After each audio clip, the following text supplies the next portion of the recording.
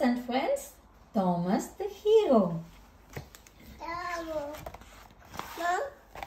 Here we have the list of all the engines. Thomas, Percy, James, Cranky, Toby, Gordon, Salty, Spencer, Emily, Bertie, Diesel, Mavis, Harry and Bert, Rocky, Annie and Clarabelle, Flynn, Billy, Fat Controller, Harold, Hero, Kevin, Victor, Troublesome Trucks, Charlie. This is the Island of Soda. Farquhar Station, Titmouth Sheds, where the trains are. Knapford Station, Brough Station, China Clay Pits, Gordon's Hill, Woolsford Castle. Yeah, Pendant Docks. These are all the locations on the Island of Soda. This is the story of when Thomas the Tank Engine discovered that you don't have to fly high to be a hero. Thomas the Tank Engine was going about his work as usual when he heard a high-pitched whistling sound up in the sky. "Whatever can that be?" he said to his mom. Thomas looked up and saw a small plane darting overhead. He had never seen anything like it before. "Beep, beep!"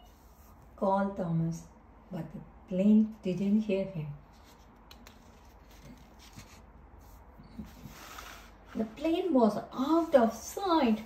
"I must find out about the flying machine," Thomas said to himself.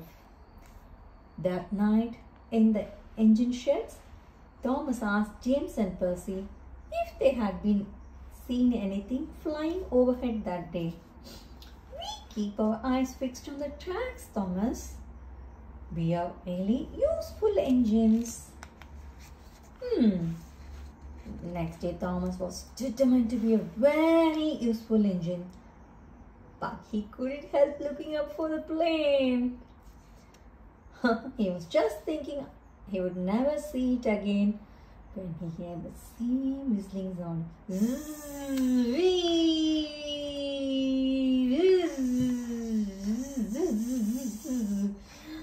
This time he couldn't resist. He followed it. The plane had been very small, but it was fast. Wow. Must keep up, must keep up, must keep up. Thomas puffed to himself. It was working. Thomas was catching up with the plane.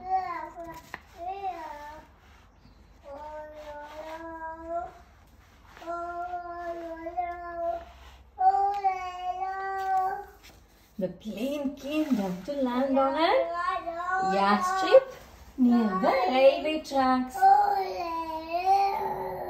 A little nervously now, Thomas came to a stop beside the plane. He admired the whirring propeller and the big red dots painted on its wings. "I am Thomas," said Thomas shyly.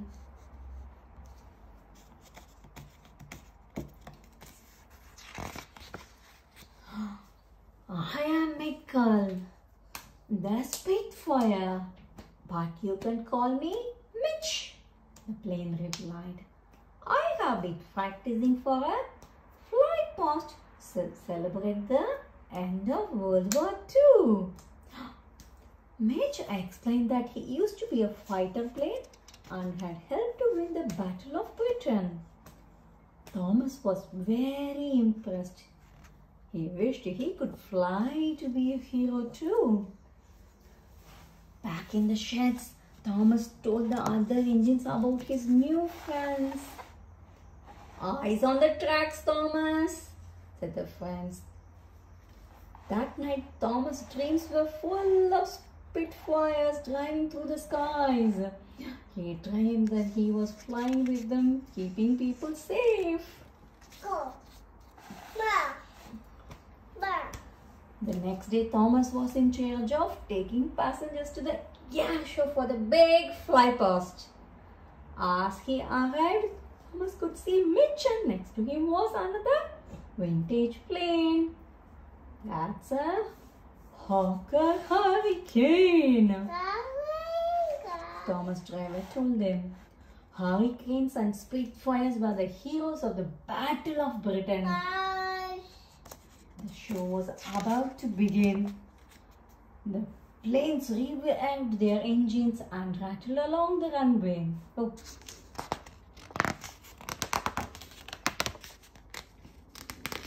Thomas couldn't resist following them, but Mitch seemed to be in trouble. His engine spluttered. He came lower and lower and lower until the big splash. He made an emergency landing in a duck pond. What shall we do? Asked Mitch as he started to sink lower and lower into the muddy pond.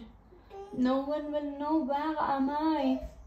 I can help, puffed Thomas as he hurried to fetch the breakdown train.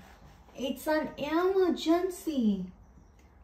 As he pushed the breakdown train back to Mitch. A dripping Mitch was lifted out of the pond.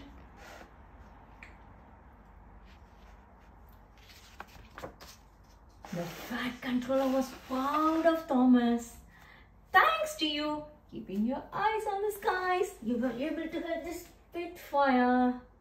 That planes that took part in the Second World War had to be honored. Like that, you are a true hero, he added.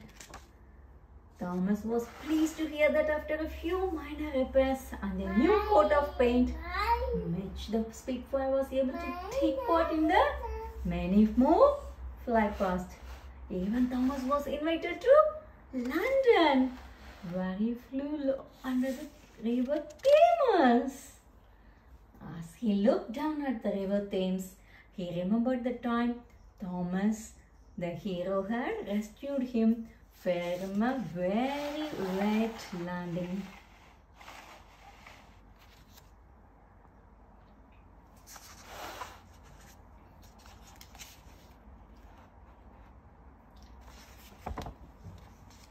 The end.